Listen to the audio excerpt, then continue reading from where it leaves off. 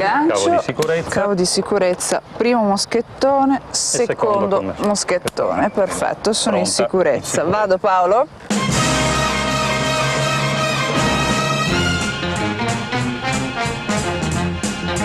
Paolo, che caratteristiche bisogna avere per fare questo percorso Agility Forest? Essere delle persone normali che hanno la passione per la vita all'aria aperta, a cui piace la montagna, piace divertirsi in compagnia. Questo lo vedo un po' ballerino, sbaglio? Sono piuttosto infide queste altalene. Anche perché ho già notato che facendole muove qualsiasi muscolo che non sai neanche di avere. Eh sì, sviluppi molto il coordinamento, lo recuperi ovviamente.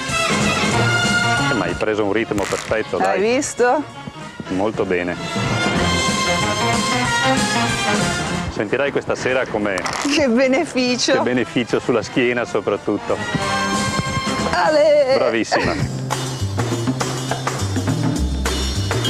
Paolo, ma qui a quanti metri d'altezza siamo? Qui sono 15 metri e li vedi tutti. Sì, da qui devo dire che si notano e come. Ma questo percorso lo possono fare tutti, cioè vengono qui anche le famiglie? Certamente, questo è un percorso che è un po' un punto d'arrivo nel divertimento che si può portare avanti qui nel parco. Ma comunque arrivano a farlo praticamente tutti alla fine di un po' di allenamento, venendo un po' di volte. Ed è un percorso che dà molta soddisfazione. Però secondo me, oltre ad essere utile per i bambini, anche per gli stessi adulti, per rapportarsi con questi mezzi, con questa altezza, per cercare di recuperare il proprio equilibrio e il coordinamento che magari non sono più soliti adoperare. Certamente, qui noi vediamo molti adulti che tornano più volte appunto per superare la paura della vertigine, per migliorare il loro coordinamento motorio. Vai, bravissima! Come si chiama sto tratto? Questo è il passo dell'Inguine. Ah sì? E come mai? Beh, mi telefoni tu stasera e mi spiegherai tu da sola come mai si chiama così. Ma è impossibile, non ce la faccio. Sì! È stato bellissimo, grazie.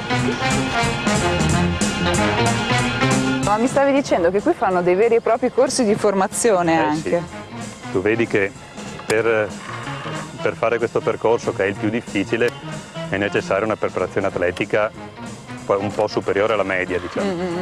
Quindi è un percorso che fanno persone che hanno voglia, diciamo, di sviluppare ulteriormente il loro equilibrio, la loro forza fisica e il loro coordinamento. Quindi qui da luglio ad agosto Sì. quante persone avete che vengono? Vengono centinaia di persone al giorno qui.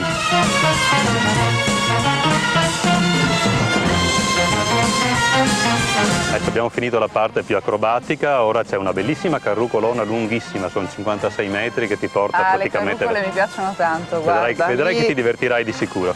Gambe avanti e buon volo. Via.